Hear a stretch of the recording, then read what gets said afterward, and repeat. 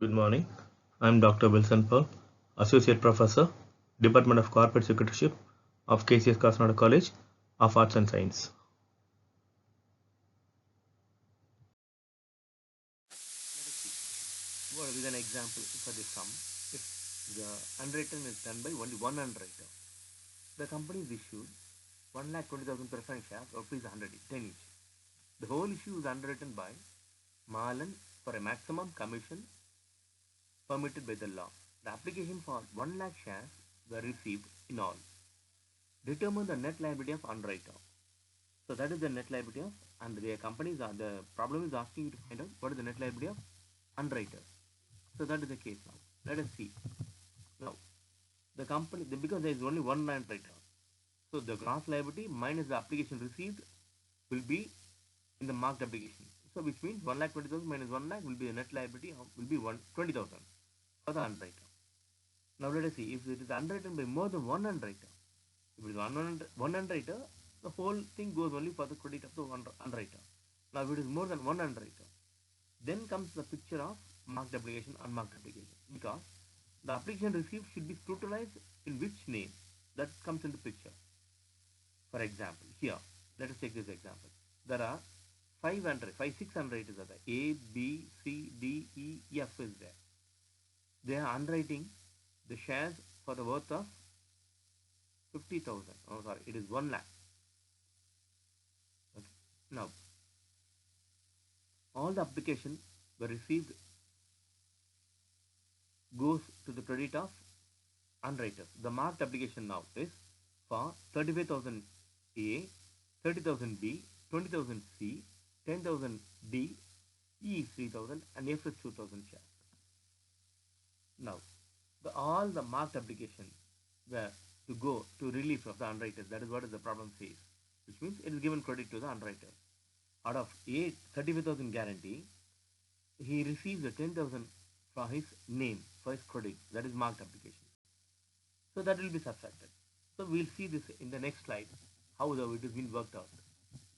Okay. Now, here comes the answer. Let us start with the gross liability, as we start every time with the gross liability.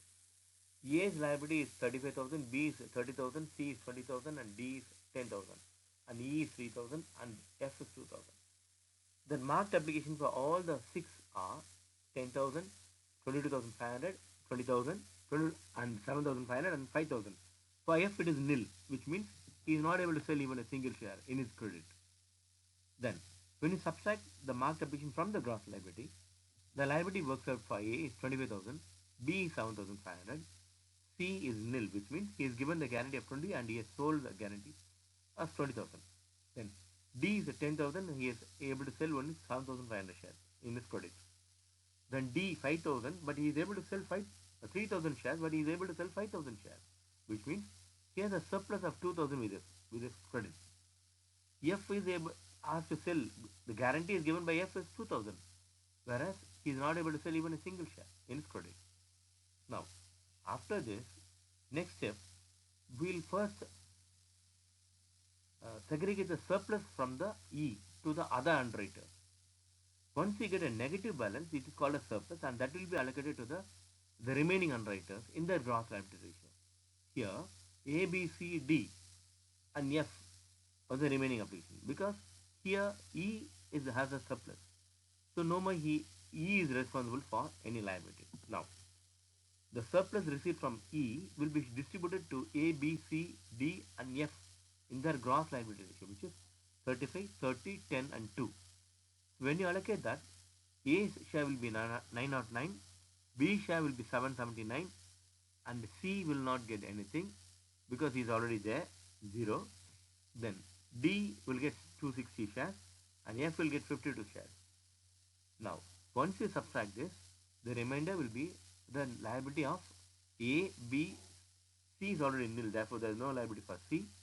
D, E is already nil because he has a surplus. Then F, that's all.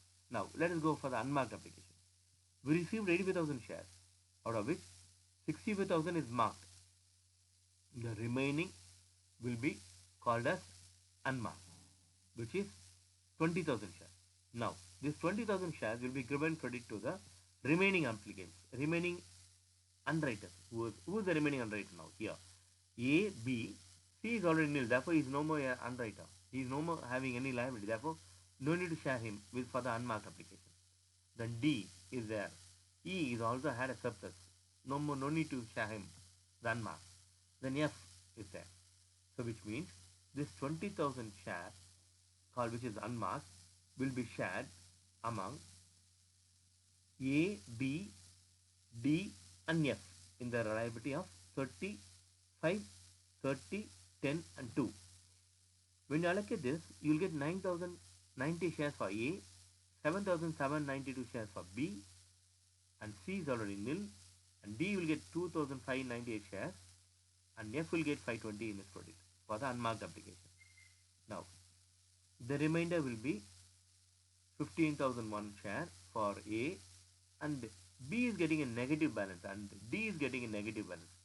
These two will be added together, will be called as surplus, and that will be shared among the remaining underwriters. Who are the remaining underwriters now? Now A is the remaining underwriter and F is the remaining underwriter, which means this 1071 from B and 358 from D will be shared among A and F in their gross liability ratio. So when you share that, A share will be 1352 and F share will be 77. Then finally the net liability is 13,649 for A, B is nil, C is nil, D is nil, E is nil, and the remainder for F will be 1350. So this is what is called as net liability of underwriters. Thank you.